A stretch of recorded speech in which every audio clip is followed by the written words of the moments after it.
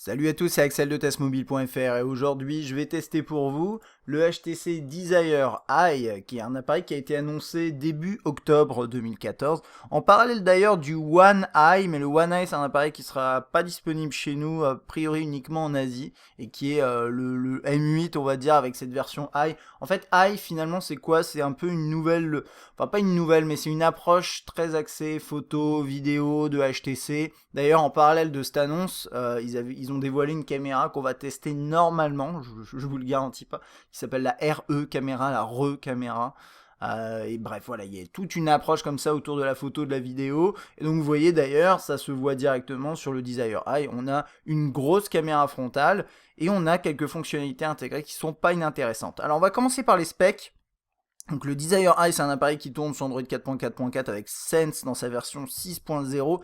C'est une version de Sense, voilà, que vous avez pu découvrir notamment lors de notre test du M8, tout simplement. Donc c'est une surcouche que vous connaissez sûrement si vous avez regardé ce test. Sinon, regardez ce test et vous verrez, c'est plutôt intéressant. Il a un écran de 5.2 pouces, c'est du Full HD, ça lui fait 424 ppi, c'est du IPS LCD.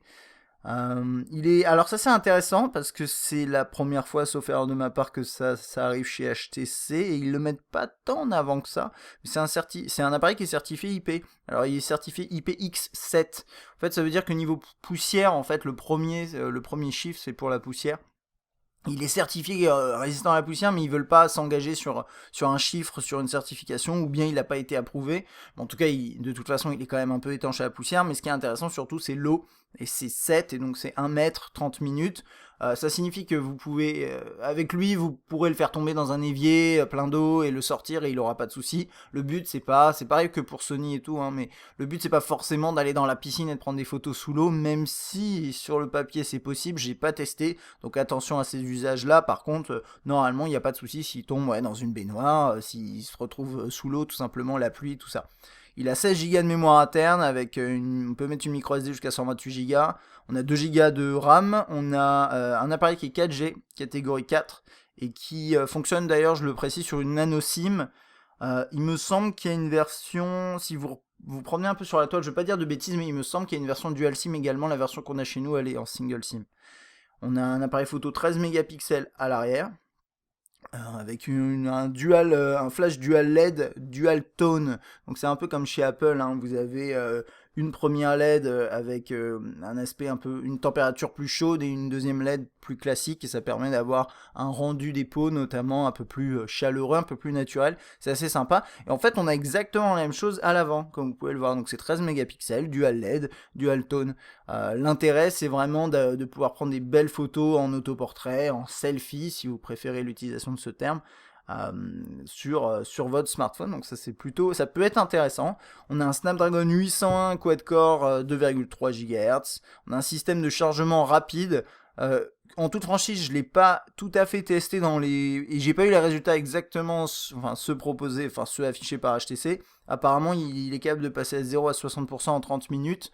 Moi, je m'approchais plutôt de 50-55%, mais on n'est pas loin. De toute façon, c'est toujours un petit peu en dessous. C'était pareil sur le Note 4, mais il y a un chargement rapide et ça, c'est plutôt cool. Et on a une batterie de 2400 mAh dans la boîte. J'ai pas la boîte du commerce, donc je peux pas vous dire tout ce qu'il y aura. A priori, vous avez des écouteurs, mais je peux pas vous le garantir. Donc, je vous invite d'abord à regarder si vous n'avez pas d'écouteurs et que vous comptez sur cet achat pour avoir des écouteurs. On a un bloc secteur et on a un câble spécifique ici. Le chargement sans fil, il n'y en a pas, mais le chargement rapide, normalement, il va dépendre d'un bloc secteur particulier. En tout cas, sur le Note 4, c'était ça. Il n'y a pas d'indication particulière sur celui-ci. Donc, mais en tout cas, si vous achetez l'appareil et que vous utilisez le chargeur que vous aurez avec le terminal, vous aurez un chargement rapide sans souci. Alors, première chose, le design de cet appareil, qui est quand même, moi je trouve c'est un design très intéressant, puisque comme vous voyez, vous avez la caméra sur le dessus. C'est quelque chose de plutôt original, c'est quelque chose qu'on n'a pas l'habitude de voir sur un smartphone. Enfin, généralement il y a une caméra frontale, mais elle est toujours plus discrète, hein. Un titre de référence, là j'ai un Honor 6 en blanc. Vous voyez normalement ce que ça donne, c'est ça la différence, c'est quand même pas rien. On a deux versions au niveau de la couleur. Ici, c'est la version blanche et rouge, comme vous pouvez le voir. Et on a également une version bleue. Alors la version bleue, en fait, le blanc est bleu clair et le rouge est bleu foncé. Personnellement, je suis moins fan. Je vous invite à regarder sur Amazon par exemple, vous voyez les photos des deux, enfin les visuels des deux. Mais il y en a pour entre guillemets tous les goûts. Après, il n'y a pas une version extrêmement sobre, il n'y a pas une version noire, il n'y a pas de version juste blanche. Il y a deux versions et c'est ces couleurs-là. Moyennant quoi, la version blanche et rouge, je la trouve pas spécialement originale. C'est joli, c'est original bien sûr, mais c'est pas... si vous cherchez quelque chose de sobre, écoutez, ça peut faire l'affaire, je pense. Alors, sur le dessus, donc, on a la caméra frontale, qui est massive, oups, j'ai déverrouillé l'écran, on en parlera après, quelques capteurs, et le double flash. En dessous, on n'a rien. Pourquoi? Parce qu'en fait, les touches sont intégrées dans l'interface, hein, de manière assez classique. Chez HTC, depuis, on va dire peu, on a cette barre noire ici, et une deuxième barre blanche. Il y a quelque chose que vous voyez pas très bien ici, et je vais zoomer un peu. Voilà, vous le voyez ici, vous voyez cette petite ligne noire ici, et ici, c'est les haut-parleurs Boom Sound. Et ça, c'est vachement intéressant parce que, bon, vous le verrez, la qualité sonore est plutôt bonne. Donc ça, c'est assez sympa. Et à côté de ça, on a du Boom Sound qui est intégré de manière très discrète. Et ça, j'apprécie. Pour référence, si j'arrive à retrouver très rapidement, voilà, je l'ai. Mon HTC One, le premier One, pas le M8, hein, je l'ai plus. Mais voilà, vous voyez, c'était intégré plutôt comme ça, comme ça. C'était pas moche non plus. Mais là, ici, pour le coup, c'est vachement discret, donc c'est assez intéressant. Sur le côté droit, on a une touche on-off verrouillé déverrouillé, la touche de volume et un bouton dédié pour l'appareil photo. Intéressant. Ok. On parlera d'ergonomie après, hein, vous inquiétez pas. Le port micro USB, microphone principal, deux caches, enfin deux tiroirs, c'est plutôt des tiroirs pour accéder à ce qui est SIM, nano SIM donc et micro SD. Le jack, voilà. Et à l'arrière, donc l'appareil photo, dans le coin, un second micro, le flash, et c'est à peu près tout. Il n'y a pas bien sûr de haut-parleur à l'arrière, puisque le haut-parleur, le double haut-parleur, le double système Boom Sound est à l'avant. Côté ergonomie et utilisation vraiment au quotidien, je vais commencer d'abord par vous parler de la taille de l'appareil. Donc c'est un appareil avec un écran de 5.2 pouces, donc on pourrait se dire que concrètement la prise en main est plutôt bonne. Je suis en train d'essayer de chercher un autre appareil qui fait la même taille, désolé, pour vous montrer ça. Donc à côté, je vais mettre un G2 temporairement, juste pour vous montrer. Ça, c'est du 5.2 pouces également. Donc celui-là, il est en 5.2 pouces, avec cette zone sur le haut qui est assez grande en raison de la caméra frontale. Mais vu que c'est en haut, c'est pas grave. Puisque quand vous le prenez en main, de toute façon, qu'il dépasse par le haut, regardez, si je prends un appareil, s'il dépasse jusqu'à là, bah, au final, ça change rien. Si l'écran arrive jusqu'à là, je peux l'utiliser. Par contre, c'est le bas qui est plus important. Et là, pour le coup, bah, y a HTC qui continue à faire ça, à savoir avoir une zone, et ensuite les boutons. Alors que sur un One, eh bien, on avait, et ça je vous l'ai déjà montré, on en a déjà parlé lors du test du M8, mais voilà, là sur le One, vous aviez les touches qui étaient intégrées dans cette zone noire qui est juste là. Et pour moi, ça change tout. Ce qui va se passer, c'est que quand vous tenez le terminal comme ça en main, donc vous avez l'écran, là vous le voyez pas, mais il s'arrête ici, vous avez la possibilité, par exemple, sur un G2, d'attraper les boutons en bas et de monter le doigt jusqu'à peu près là. En forçant un peu, vous pouvez monter un peu plus haut. Sur celui-ci, les touches, déjà, bon, pour pouvoir bien attraper les touches, il faut le prendre un peu comme ça dans la main. Donc vous avez les doigts qui touchent ici. Et après, bah, je vais vous montrer ça à l'usage, mais les touches, vous les touchez, enfin, vous les attrapez là, comme ça. Et là, le doigt, il monte un peu au-dessus de la moitié, mais pas beaucoup plus. Et c'est un petit peu compliqué. Et ça, c'est une optimisation, enfin, c'est une façon de penser les choses à part d'HTC qui, personnellement, me perturbe un petit peu. Je sais que c'est devenu une sorte de standard. Je sais pas pourquoi ils font ça chez HTC ces derniers temps, mais j'aimerais vraiment que soit ils intègrent les boutons dans cette zone-là, ce qui, à mon avis, vont pas faire, parce que maintenant, la tendance, c'est vraiment de tout intégrer en tactile, ce que je comprends tout à fait. Mais dans ce cas-là, mettre le logo sur la zone blanche, par exemple, et l'enlever et que ce soit de l'écran. J'imagine bien que si elle est là, cette zone, c'est qu'il y a une raison, il doit y avoir des... Je sais pas ce qu'il y a derrière, mais il doit y avoir des choses importantes pour HTC, mais il faudrait vraiment qu'ils travaillent là-dessus, parce que côté ergonomie, du coup, moi je trouve que c'est pas excellent, donc il est un peu haut en fait. Mais c'est surtout cette zone en bas qui dérange.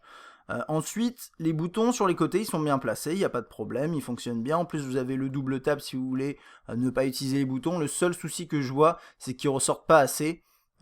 Notamment le bouton dédié pour l'appareil photo, qui ressort vraiment quasiment pas. Vous le voyez, voilà, ici un peu. Et le problème d'un bouton d'appareil photo, autant ces boutons là sur les côtés, vous voyez, vous pouvez l'appuyer comme ça, et donc il n'y a pas besoin qu'il soit spécialement bien pensé. Un bouton d'appareil photo, on appuie une première fois dessus pour faire le focus et une deuxième fois pour prendre le cliché. En fait, sur un bouton qui ressort pas assez, eh bien on se retrouve à appuyer à l'intérieur, enfin entre guillemets à l'intérieur du design, et c'est pas toujours confortable, et on tient l'appareil comme ça, c'est un peu plus instable que quand on le tient comme ça. Enfin voilà, il y a une logique différente à avoir quand on fait un bouton d'appareil photo. Je sais pas si HTC en a conscience, mais en tout cas sur celui-ci je trouve pas qu'il soit spécialement réussi. Moyennant quoi on évite la touche on-off verrouillé déverrouillé sur le haut, ce qui est déjà pas mal. Et puis sur le côté, on a deux tiroirs. Ils sont tout à fait bien intégrés, il n'y a pas de souci. Ils sont un peu durs à enlever, honnêtement. Autant celui-ci, ça va. Mais si vous n'avez pas des ongles un petit peu costauds, honnêtement, celui-ci, c'est un peu galère. C'est possible, il n'y a pas de problème. Et puis vous n'aurez pas à changer votre SIM tous les quarts d'heure normalement. Mais bon, je tenais à le mentionner. Puis c'est à peu près tout niveau ergonomie. Sinon, on a une coque qui est donc en plastique mat, c'est du unibody. Alors je sais pas comment ils ont fait, c'est un traitement peinture qui est plutôt bien fait, qui donne l'impression qu'il y a des couches, mais en fait c'est vraiment une pièce quoi de plastique. C'est plutôt sympa, il est compact, agréable quand même à prendre en main malgré tout, la sensation en main est bonne. Seul petit truc qui a noté, mais après ça c'est pour chipoter, c'est que qui dit plastique mat dit aussi qu'il glisse un petit peu. Comme c'est pas une fablette, ça va, mais c'est clair que s'il était plus grand, ce serait peut-être un peu plus gênant, mais moyennant quoi, voilà, vous pouvez quand même bien le tenir. Les seuls soucis, ça va être la zone en bas, et puis peut-être le bouton de l'appareil photo, mais c'est à peu près tout. Parlons maintenant de l'écran. Donc comme je vous disais, on a du 5.2 pouces, du Full HD, et c'est du IPS LCD, donc on a une forte densité de pixels, et ça c'est quelque chose que vous ne verrez pas, et justement c'est ça qui est intéressant, c'est qu'on voit pas les pixels, donc c'est très détaillé, il n'y a pas de souci, très propre. Donc ça c'est la première chose à relever par rapport à cet écran, un écran plutôt lisible avec une bonne lisibilité, donc ça veut dire les petits caractères vous allez bien les voir, ce genre de choses. Ensuite on a des angles de vue qui ma foi sont en fait ils sont excellents. Donc ça se voit difficilement peut-être à la caméra là, mais vous voyez bien que les couleurs changent pas trop, c'est clean. On a des reflets bien entendu là. Mais ce qui est intéressant aussi, et là je l'ai pas mis à fond, est-ce que je l'ai mis à fond? Ouais, il est à fond parce que j'ai les lumières autour et voilà, je préfère le mettre à fond. Du coup, les blancs parfois ils sont un petit peu trop vifs, en tout cas à la caméra. Mais c'est un terminal qui est capable de dégager 230 lux sur du blanc en max, au max, et c'est élevé. À titre de comparaison, j'ai des chiffres en tête comme ça. Par exemple, le Honor 6, il va à 190 et c'est bien.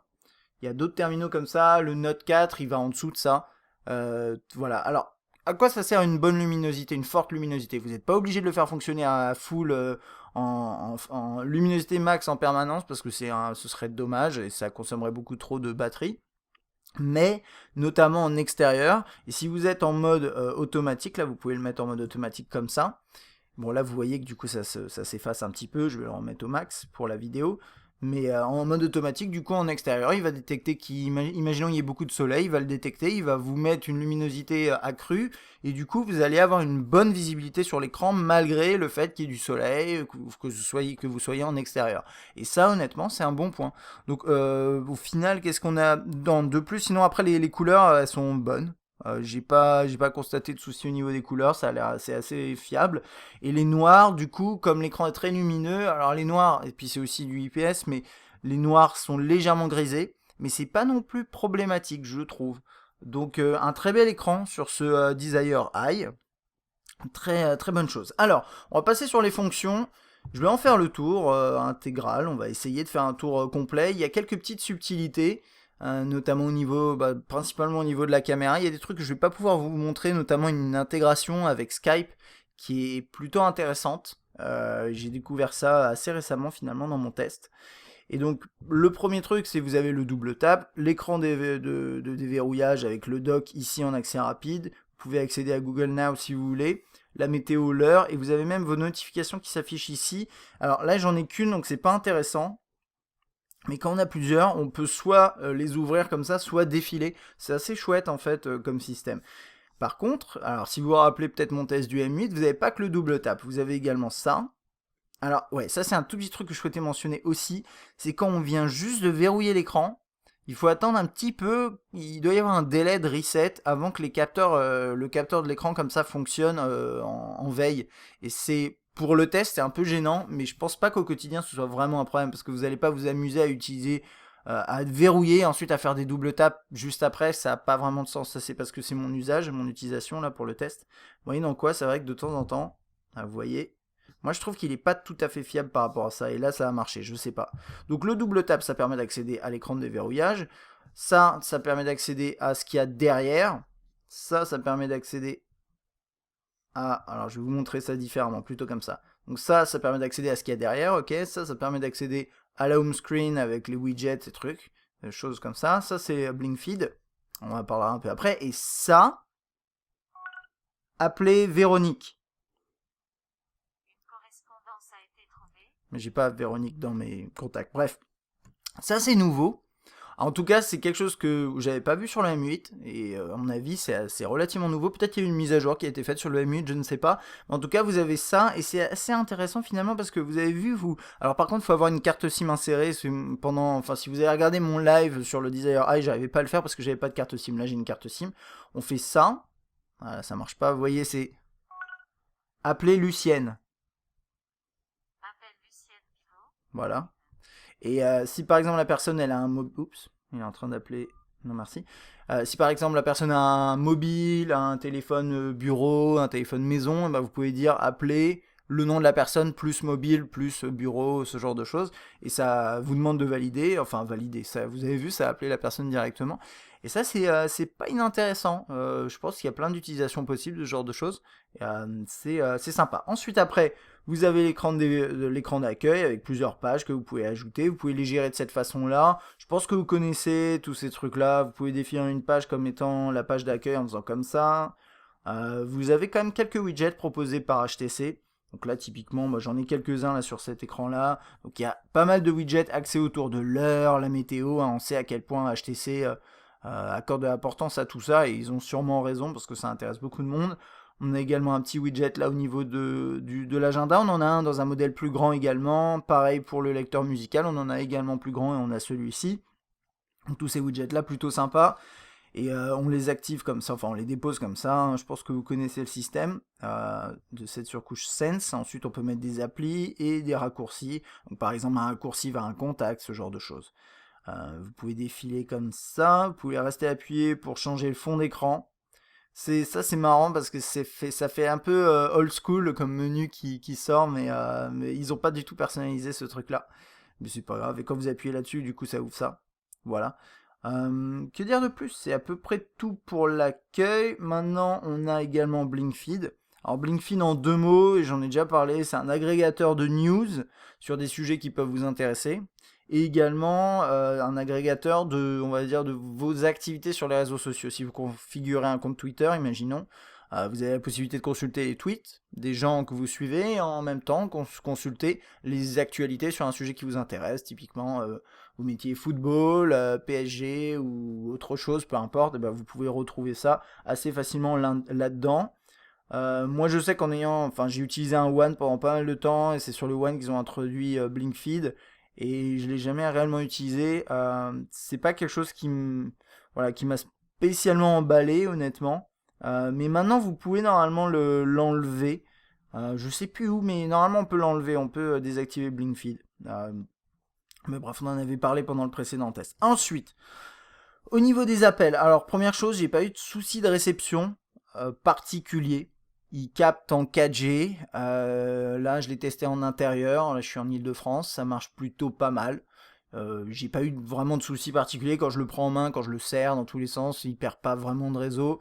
Bien sûr, après, il y a des limites à ça, bien entendu. Et en Wi-Fi, j'ai pas eu de problème non plus. Donc, moi, je préfère mentionner ça quand il n'y a pas de soucis. Après, j'ai pas constaté non plus qu'il était spécialement meilleur que d'autres. Vous composez un numéro, des propositions s'affichent, donc c'est plutôt esthétique.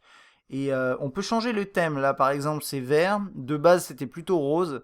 Je vais vous montrer ça rapidement, peut-être pour ceux qui ne savent pas. Bon, je vous ai pas montré ça non plus, mais il y aura des notifications et raccourcis en accès rapide. Vous allez dans les paramètres, vous faites personnaliser, puis thème. Et vous pouvez choisir des thèmes. Alors par défaut, il y a ceux-là qui sont sélectionnés. Et en fait, il y a le fond d'écran et la couleur est affichée ensuite au-dessus. Et ça, c'est les différentes couleurs des sections. Donc il y a des couleurs différentes par section. Bon, je vais pas les changer maintenant, mais typiquement ici, apparemment, c'est vert. Donc voilà. Vous défilez sur les côtés, vous avez l'historique des appels. hop, vous accédez ici, et là vous avez toute une liste, appel entrant, sortant, manqué, récent, vous avez des tris, vous avez la recherche, que vous voyez ici, c'est plutôt bien fait, hein. Il y a de belles intégrations. Ensuite on a tout ce qui est téléphone, ça on l'a vu, vos favoris, et vos contacts, avec possibilité de les lier si vous avez différents réseaux sociaux configurés. HTC, c'est un des seuls constructeurs qui continue à faire ce genre d'intégration. On a la possibilité de dire, ok, cette personne, en fait, c'est la même personne que ce compte Facebook et ce compte Twitter. Et comme ça, après, ce qui va se passer, c'est quand vous allez sur un compte. Alors là, j'en ai pas vraiment configuré, j'ai pas vraiment de compte super bien configuré. Mais imaginons que ce soit le compte de quelqu'un ici, vous avez son avatar qui s'affiche, vous avez un tweet, son dernier tweet ou son dernier message Facebook. Là, vous voyez le Twitter, le profil Twitter, vous pouvez appuyer dessus et ça va le lancer. Donc avec l'application Twitter. Ensuite, vous avez le fil, les mises à jour sociales. On va attendre que ça se mette à jour, voilà, et vous avez ça qui s'affiche. Et donc le fil, c'est les messages que vous avez échangés avec cette personne, ou échangés, ou reçus, ou envoyés, les emails, parce que si vous avez configuré l'email ici, alors là moi j'ai pas d'email configuré avec ce compte, donc ça ne pourrait pas s'afficher, mais si vous avez l'email, le numéro de téléphone et les réseaux sociaux, vous avez vraiment une fiche de contact qui est super complète, et c'est honnêtement c'est super bien. Et quand vous recevez un appel de la personne, vous avez généralement soit le dernier texto qui s'affiche en petit, soit la dernière mise à jour sociale. Et ça peut être assez amusant, par exemple une personne qui vient de dire sur Facebook qu'elle vient de s'acheter des nouvelles chaussures, par exemple, enfin, c'est un exemple, voilà. Et vous recevez un appel dans la journée de cette personne, vous voyez ça, et du coup vous décrochez en disant alors les nouvelles chaussures elles sont bien, et la personne elle se dit waouh, tu fais attention à moi et tout. Enfin bref, c'est un exemple parmi d'autres, mais honnêtement c'est bien foutu, et je trouve qu'HTC fait du bon boulot niveau intégration sociale. Le multitâche il se présente de cette façon, vous pouvez enlever tous les éléments ou un par un éventuellement. Ok. Là, on a le système de messages avec la possibilité de sécuriser certains messages et également de mettre des personnes dans vos messages à bloquer. Donc voilà, vous pouvez soit déplacer ce message pour le cacher un petit peu de manière sécurisée, soit bloquer complètement la personne. Et donc, les messages arriveront sur votre terminal, mais ils iront dans une boîte spécifique. Et du coup, vous les aurez pas dans votre liste ici. Et vous pourrez quand même les lire, mais ils viendront. Enfin, si par exemple c'est du spam, vous verrez pas les publicités arriver sur votre terminal, ce sera directement caché. Donc ça peut être pratique de manière intégrée comme ça. Et ensuite, après, quand vous discutez avec une personne, les messages s'empilent de cette façon-là, c'est très classique. Voilà, vous pouvez mettre une pièce jointe, vous pouvez appeler la personne directement, vous avez un système de texte rapide, et puis on peut déplacer le message vers la boîte sécurisée. Ensuite, le clavier, qui se présente comme ça au format portrait. Comme ça en paysage. C'est un clavier de base chez HTC, moi je trouve qu'il est pas mauvais. Vous en avez finalement qu'un, après c'est la saisie vocale, vous pouvez en installer bien entendu vous-même.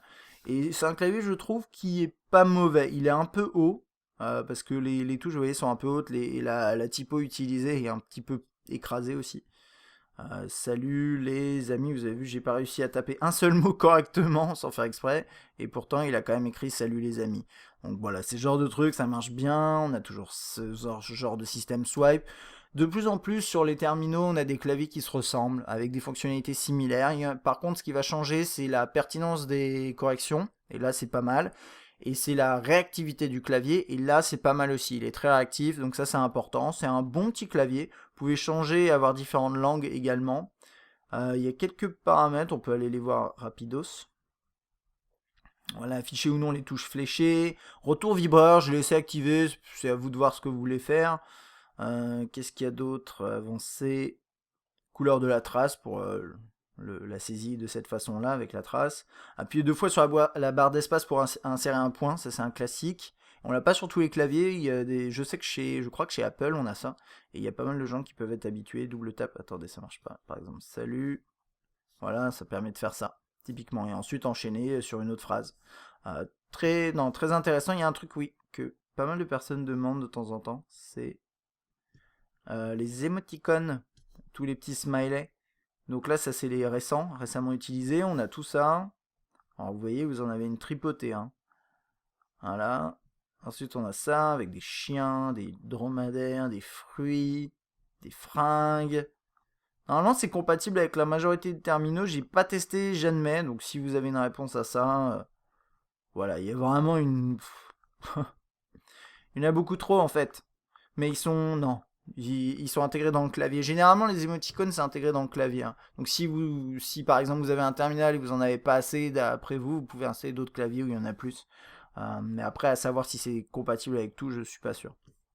Le menu principal, menu des applications, vous allez là, vous avez personnalisé, c'est à vous de changer l'emplacement des icônes, ou bien alphabétique et les plus récentes, vous pouvez faire une recherche, accéder au Play Store rapidement, et réorganiser les applis, hein, si vous voulez, c'est le format personnalisé. Vous avez une taille de grille, deux tailles de grille, 3-4 ou 3-5. 3-5 c'est celui par défaut, et je trouve que c'est mieux. Vous pouvez masquer, afficher des applis, et les gérer, les désinstaller. Le client de email par défaut, il ressemble à ça. Il est pas mal du tout. Je trouve qu'il est bien présenté en plus. Vous pouvez défiler sur les côtés de manière tactile et il y a vraiment une cohérence graphique. Je le dis à chaque fois, mais Sense, une de ses forces, c'est d'être pas moche, je trouve. Bah, ça, c'est vraiment mes goûts. Mais je trouve que c'est pas moche. Et en plus de ça, il y a une cohérence dans toute l'interface qui donne vraiment. C'est comme par exemple sur la mise à jour Lollipop là en brut. Moi je trouve qu'il y a une cohérence maintenant dans l'interface et c'est pas désagréable, faut bien le reconnaître. Et ce système là d'email marche très très bien. Ça c'est pour configurer tout ce que vous voulez finalement en termes de clients, enfin en termes de fournisseurs. Par contre, si vous voulez utiliser juste Gmail, alors c'est pas la dernière version de Gmail. La dernière version, pardon, elle intègre le Material Design. Mais après, ça c'est juste pour Gmail si vous avez envie d'utiliser cette application en particulier. Donc différents tris dans l'agenda, jour, semaine, etc. Vous appuyez sur la journée pour voir les événements. Hop, vous pouvez appuyer dessus ensuite. Est-ce que j'ai des journées avec plus d'événements? Non, je pense pas parce que c'est un calendrier de test. Mais voilà, quand vous appuyez après, vous avez la journée détaillée. Vous pouvez zoomer, dézoomer, défiler de jour en jour de cette façon-là. Ça marche bien, c'est synchronisé avec les services que vous désirez. Bon, Maps, j'ai testé, je vais être honnête, j'ai pas trop testé le GPS. Je l'ai utilisé une seule fois en navigation piétonne et ça a marché très bien.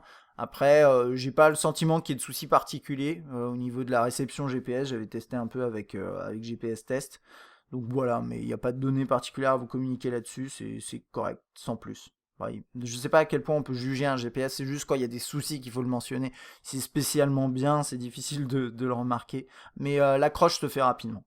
La galerie, vous avez événement, jour, mois, année. Alors j'ai l'impression que c'est peut-être juste le thème qui fait ça, mais le fond ici est sombre et j'ai pas le sentiment que c'était comme ça avant, mais c'est vraiment un détail. Donc événement, vous avez vos images qui sont regroupées et vos photos également par localisation et jour. Donc par exemple quand vous prenez des photos, une session de photos, une journée quelque part, bon là c'est des screenshots par exemple, vous allez avoir tout qui va être regroupé dans un dossier. Donc ça c'est intéressant. Vous allez en soirée, vous allez en vacances, une journée, vous partez à la plage, vous faites 50 photos sur la plage, elles seront toutes dans le même endroit et vous pourrez accéder à tout ça. Et après, le lendemain, si vous reprenez d'autres photos ailleurs, elles seront dans un autre dossier. Donc ça, c'est plutôt sympa. Ensuite, il y a l'album. Donc l'album, c'est plus regrouper tous les clichés de cette façon-là. Je faisais des tests de selfies, c'est pas très simple, c'est assez moche d'ailleurs. Enfin, c'est moi qui suis moche. Ensuite, là, c'est les highlights. Donc on a parlé un peu enfin on n'a pas parlé encore des highlights, mais les highlights, qu'est-ce que c'est? C'est vous voyez, il n'y en a pas beaucoup d'ailleurs, ouais, qu'il a créé lui-même, c'est assez bizarre. Mais je vais vous montrer ça. Si vous allez par exemple dans ça, voilà, ça c'est un highlight. Un highlight, qu'est-ce que c'est? C'est une sorte de petite animation qui regroupe vos différents contenus capturés pendant une session, et vous pouvez mettre un thème, vous pouvez mettre une musique et le partager après. C'est Je sais pas si les gens l'utilisent vraiment au quotidien. Moi, je sais que j'ai pas vraiment utilisé ça. Mais c'est là, et à vous de voir ce que vous voulez en faire. Autoportrait, média pour test. Média pour test, ça c'est un dossier physique sur la mémoire. Et ensuite, vous avez les lieux. Vous avez la possibilité de visualiser aussi tout ça sur une carte si vous en avez envie. Et qu'est-ce que je dirais de plus au niveau d'ici, vous pouvez partager correspondance d'images. Qu'est-ce que c'est déjà? Correspondance avec d'autres. On peut lier des images entre elles. Ça, j'admets, je découvre. Je vais essayer ça pour voir. Ok, et alors ensuite? Ok, créer un album à partir de plusieurs images. Ça a l'air d'être ça à peu près. Et vous pouvez éditer également une photo de différentes façons. Mais alors, vous pouvez faire du morphing de visage. J'ai pas testé, j'admets. Mais je crois, ça c'est le genre de truc assez marrant que vous pouvez essayer. Donc concrètement, vous prenez une photo, par exemple en mode autoportrait avec 2 personnes, et vous pouvez faire morphing de façon à ce que ça fasse qu'une personne, avec les 2 visages. Ça peut être toujours marrant, c'est des gadgets, hein, clairement. Ça, c'est douceur de la peau, ça lisse les traits du visage, comme c'est un téléphone et c'est pas un visage, il l'a reconnu. Éclairage, ça c'est tous les trucs de visage, hein. Vraiment vous pouvez modifier la forme du visage, ce genre de trucs, c'est assez rigolo. Quelques filtres, des cadres qui sont pas moches en plus, franchement, enfin il y a des trucs assez sympas quoi. Je sais pas, genre ce genre de choses. Bon, à vous de voir ce que vous voulez en faire. Et outils, rogner, retourner, redresser, etc. Voilà. Ok. Il y a un truc, on va passer sur l'appareil photo. Juste pour introduire là-dessus, je vais vous parler de l'intégration avec Skype et d'autres systèmes aussi qui fonctionnent avec la caméra frontale. Je vais pas pouvoir vous montrer à quoi ça ressemble, mais j'ai des... Attendez, je dis ça et j'ai pris des captures d'écran quand je l'ai testé tout à l'heure. Je vais peut-être pouvoir vous montrer ça tout de suite. Mais en gros, c'est un truc un petit peu sympathique qui est intégré. Alors attendez, est-ce que je vais pouvoir trouver ça? Ouais, bon. Voilà, c'est moi.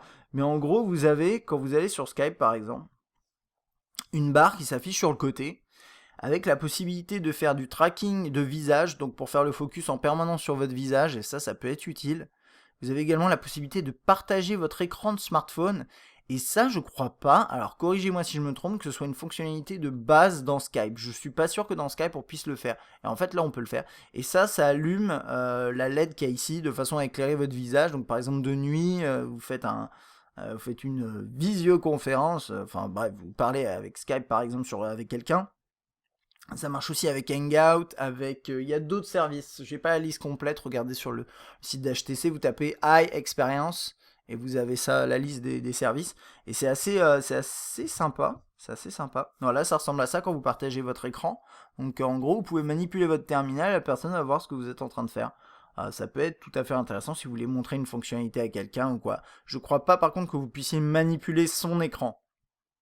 Mais bon, c'est autre chose ça.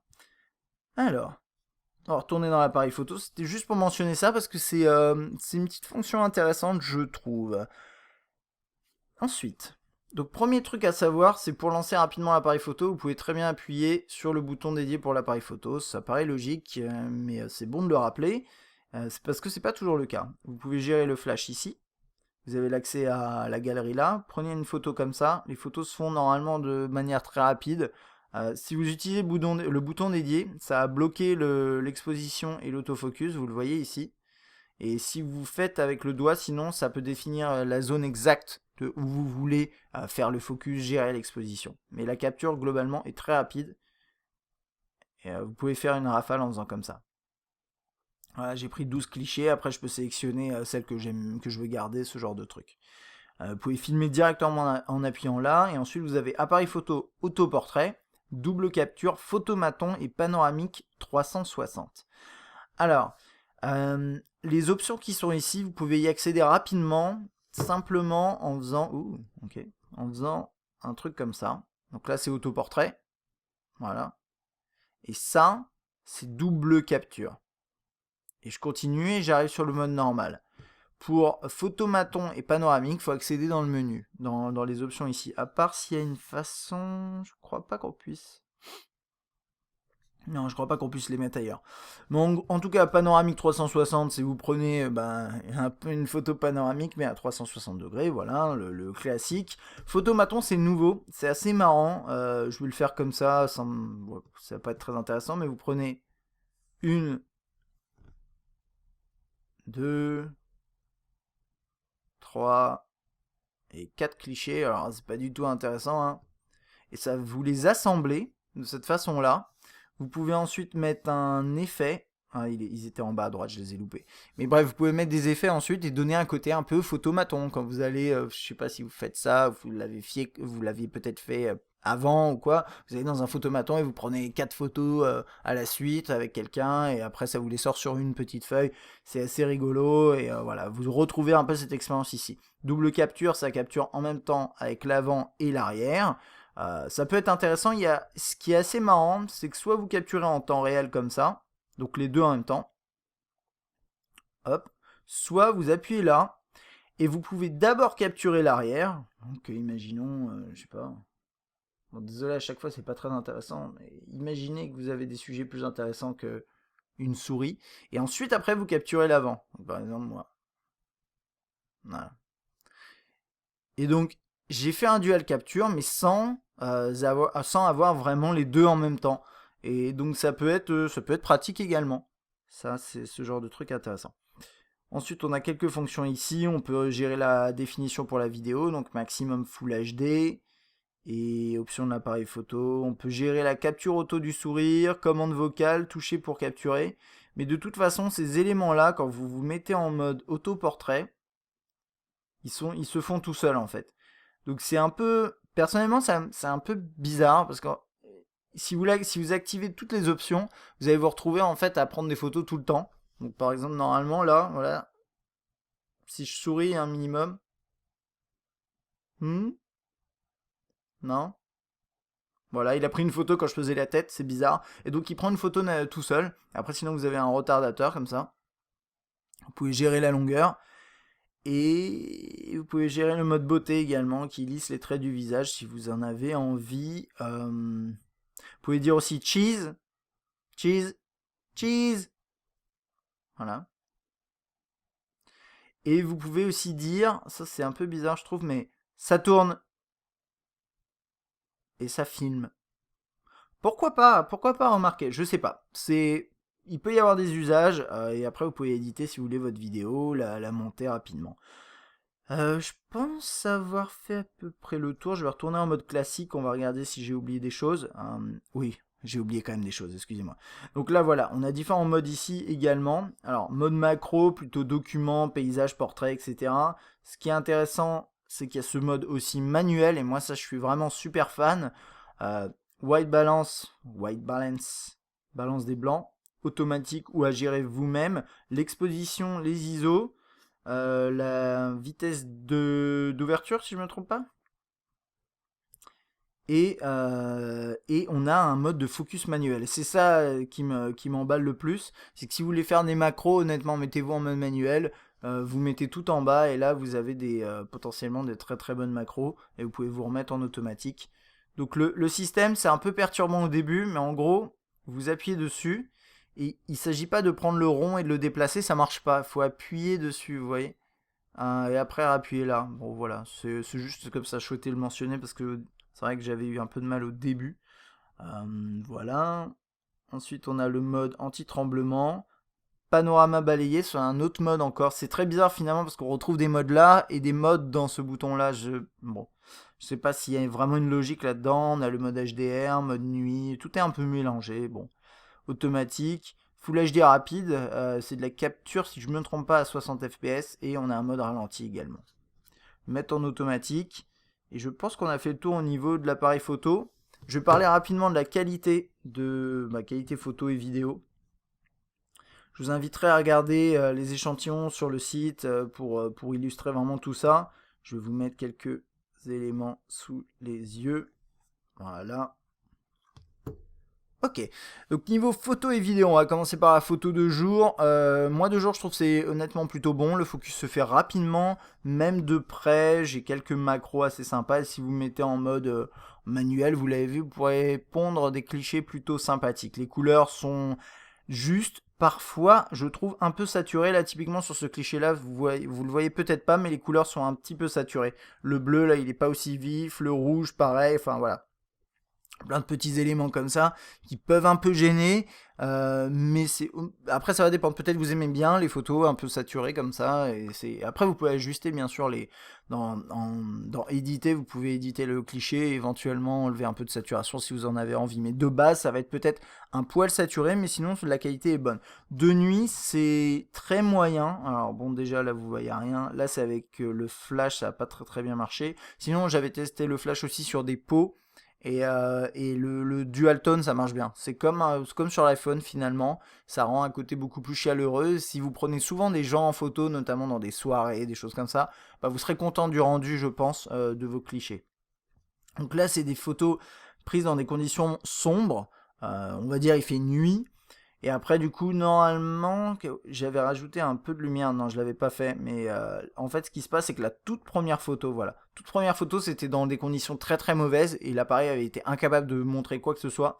Et du coup, après, j'ai rajouté une toute petite lumière dans le lointain, on va dire, pour rajouter un tout petit peu de luminosité. Et donc, on arrive quand même à prendre des clichés. Les couleurs sont assez justes. Vous voyez pas très très bien ici. Encore une fois, regardez les échantillons sur le site.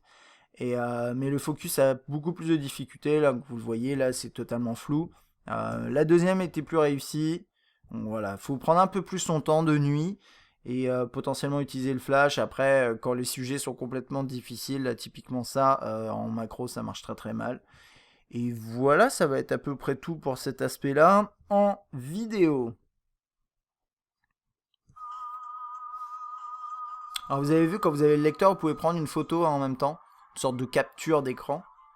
Donc le focus de jour, vous avez vu, se fait plutôt rapidement. Les couleurs, c'est comme sur... c'est même délire qu'en vidéo, en photo, hein. C'est assez vif. Euh, Parfois un peu trop, mais globalement, c'est un rendu qui est plutôt réussi, vous voyez. Le focus se fait bien. Et vous pouvez le contrôler au doigt également pour aller plus vite, hein, si vous trouvez que c'est trop lent. Donc là, par exemple, paf, je vais faire le focus au doigt, normalement, maintenant, voilà. Et là, on a quand même une image qui est plutôt définie. C'est assez réussi. Et après, de nuit, on va regarder ça. Donc là, alors ce qui est intéressant, c'est toujours pareil. Là, il fait complètement nuit. Il y a un peu de lumière légère. Mais c'est des conditions, on va dire, vous êtes en soirée, vous voulez prendre une photo, il n'y a pas beaucoup de lumière autour de vous, vous allez rien voir. Après, c'est sûr que s'il y a un tout petit peu plus de lumière, bah, ça va donner ça. La teinte jaune, c'est la lumière ambiante au début. D'ailleurs, il me semble que la balance des blancs se fait assez bien, on va regarder ça. Vous allez voir. Donc au début, c'est très jaune et normalement, ça se stabilise un tout petit peu, il me semble, ouais. Et du coup, voilà, là, c'est beaucoup moins jaune. Donc c'est pas mal, c'est assez rapide.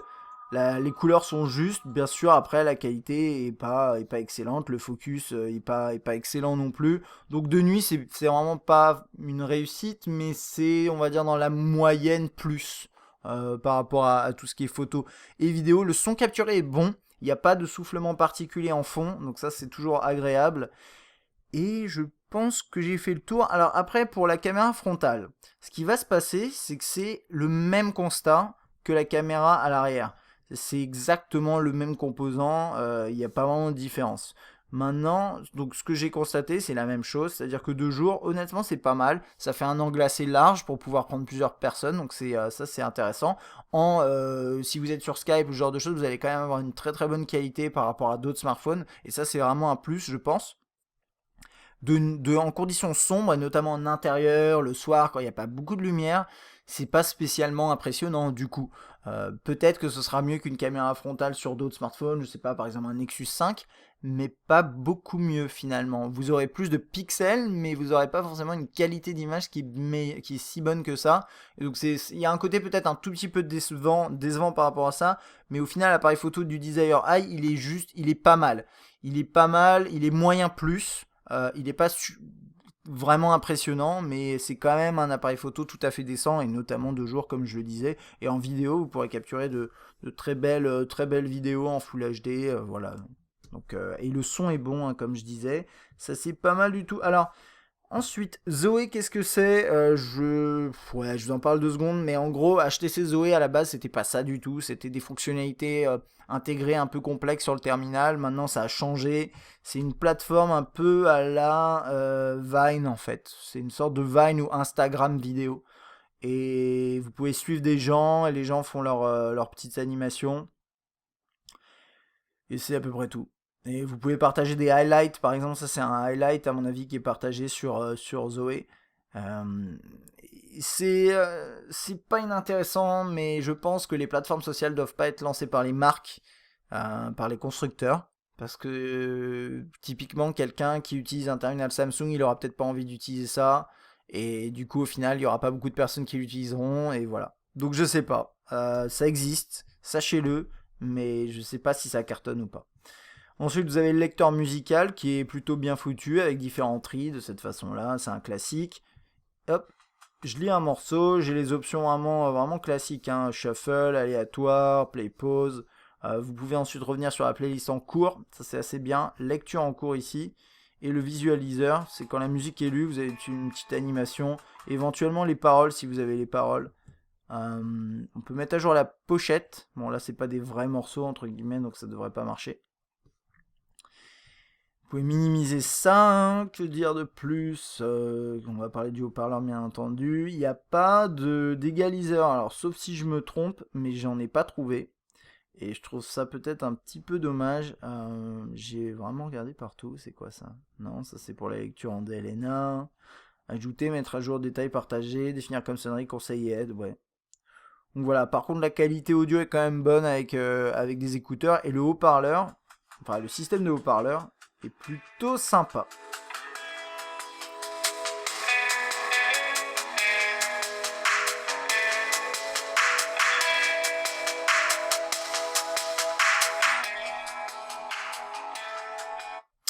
Donc c'est bon là, vous le voyez pas forcément très bien. J'ai testé sur d'autres morceaux bien entendu. Le rendu est bon. C'est un peu moins performant. J'ai le sentiment que c'est moins performant qu'un M8 ou peut-être même qu'un M7. Mais globalement le volume est vraiment élevé, la qualité sonore c'est très propre, c'est vraiment pas mal, ça sature pas au max.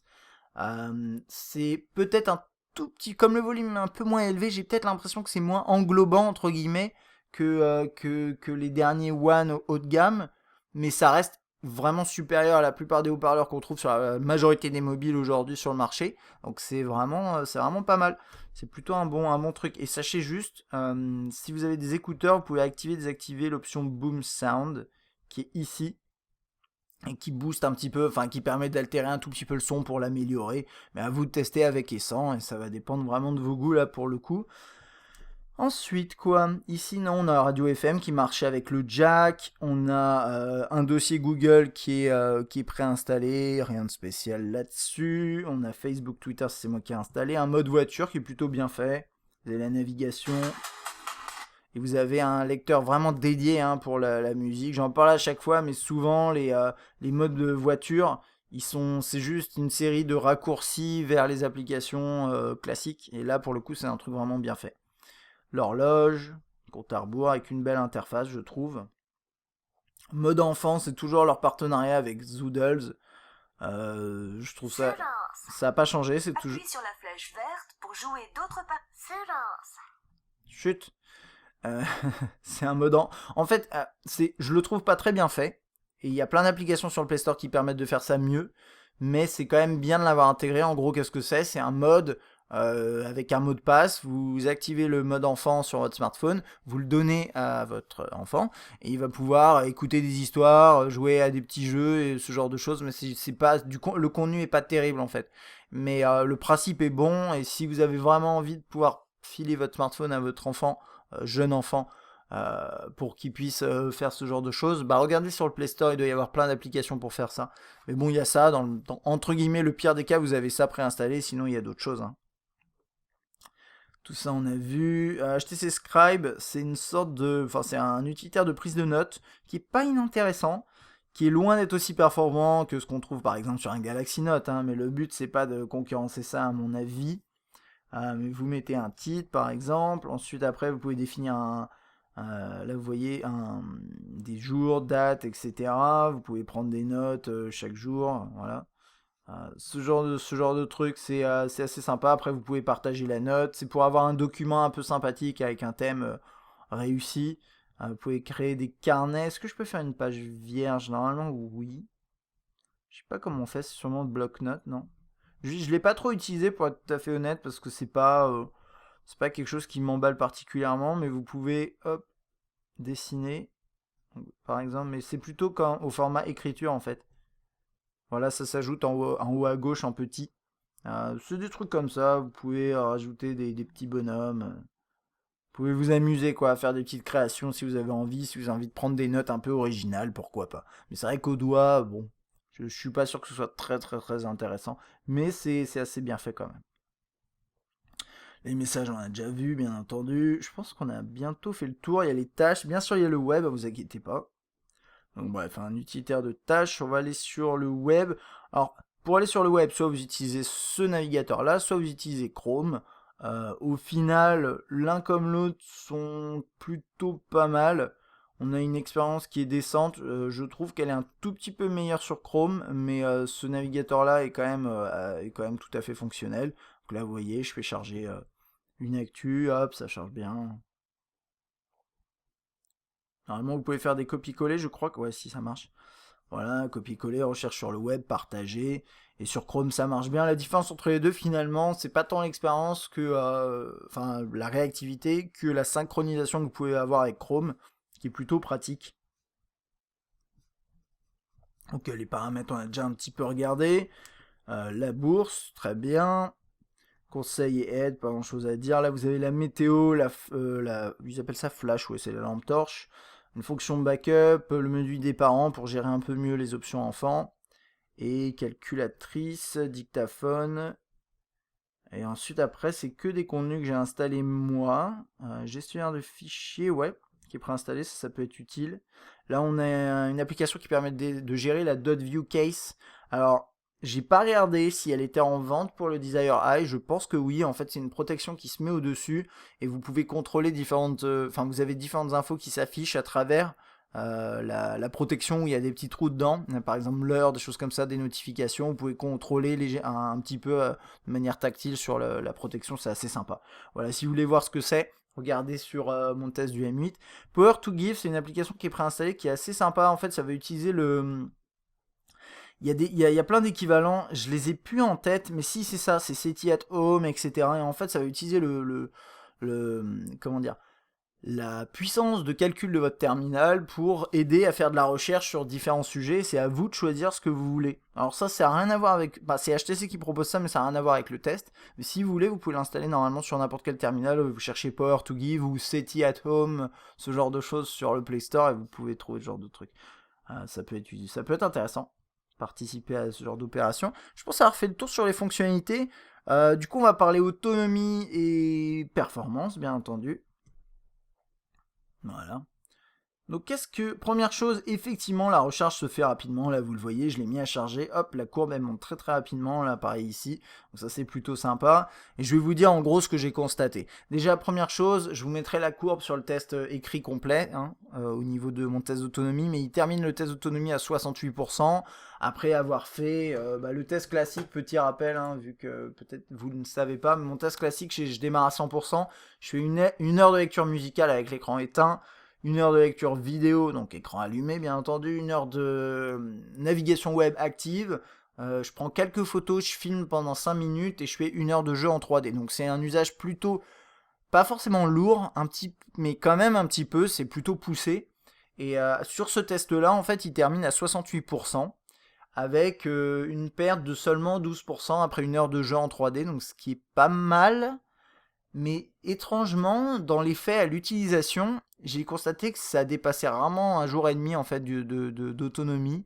Et j'ai lu d'autres tests et il y a des gens qui disent qu'ils n'arrivent pas à avoir plus de un jour et éventuellement un jour et demi, mais c'est un jour sans plus apparemment. Donc voilà, moi je pense que vous aurez quand même votre grosse journée, même si vous l'utilisez de manière un peu lourde, mais vous attendez pas particulièrement à des miracles au quotidien en ayant plein de services qui se synchronisent, etc. Par contre, ouais, parce que par exemple, en une heure de lecture musicale, il a quand même dépensé 6% d'autonomie. Alors que normalement, les terminaux, ils dépassent pas 3%. Donc c'est des petits trucs comme ça, c'est des petits détails, mais ça peut jouer si vous écoutez beaucoup de musique, si vous jouez pas mal, vous utilisez le GPS, vous aurez peut-être quelques difficultés à finir votre journée, mais normalement, vous devriez avoir votre grosse journée.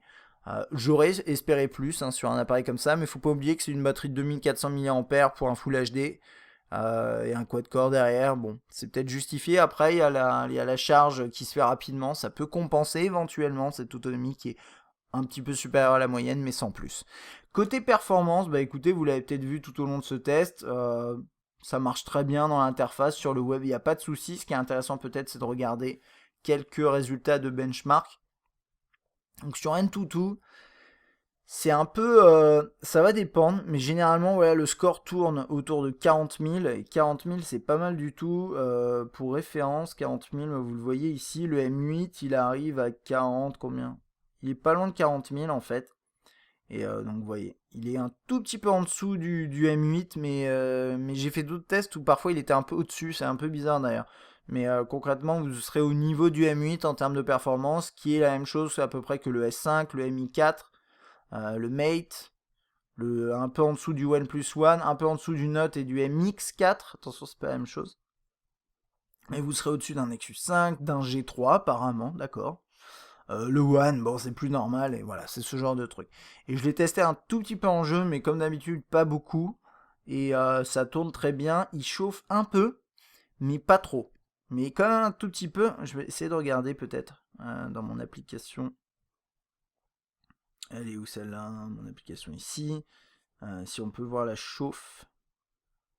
Parce que vous voyez là, c'est par exemple en charge et en utilisation, là, bah, c'est en ce moment. Il monte pas à 40 degrés, donc ça va, mais il chauffe quand même un tout petit peu. Il y a des appareils qui au maximum sont un tout petit peu en dessous de ça, donc voilà. Mais c'est vrai qu'en charge, si on le voit, normalement ça c'est voilà, ça c'est de la charge, il chauffe un petit peu, ça se ressent un peu, mais là par exemple j'ai ma main derrière là et c'est très légèrement chaud, mais enfin il n'y a pas grand chose quoi. Il chauffe moins que par exemple mon Nexus 5 qui charge quand il charge. C'est ce genre de constat.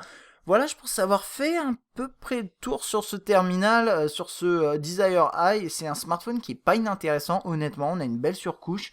On a pas mal d'éléments qui vont en sa faveur. Alors, petit rappel, donc point positif, négatif. Première chose, c'est un design que je trouve original, qui est plutôt réussi, assez sympathique si vous aimez bien le côté bicolore. Pour le bleu, c'est un peu différent, mais là ici, c'est le côté bicolore assez sympathique. Le plastique unibody, c'est pas mal fait, c'est mat.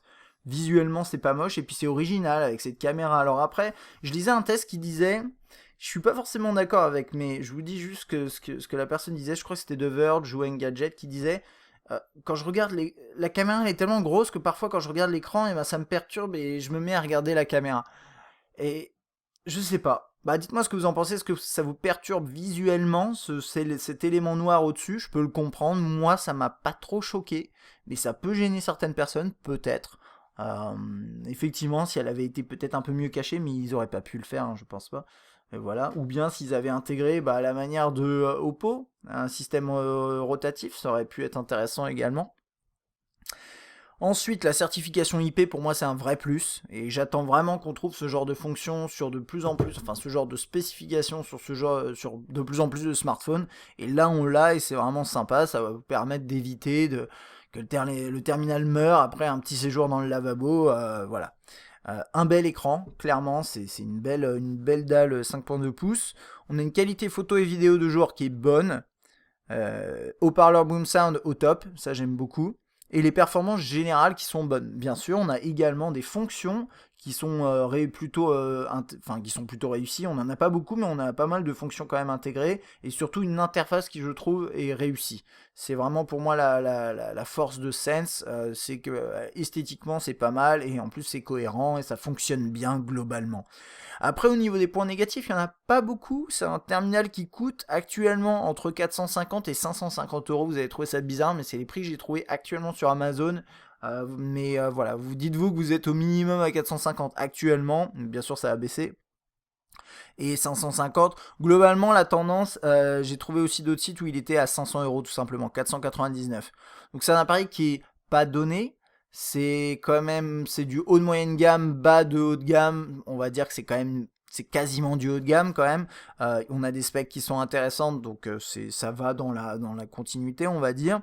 Malgré tout, il y a deux petits points négatifs. C'est un peu haut. Hein, c'est la remarque que je faisais au début. Cette zone-là, elle sert un peu à rien. Et niveau ergonomie, ça pourrait être amélioré. Les boutons sont pas forcément au top. Et puis ils glissent un peu, ça c'est un détail, mais ça peut vous gêner éventuellement.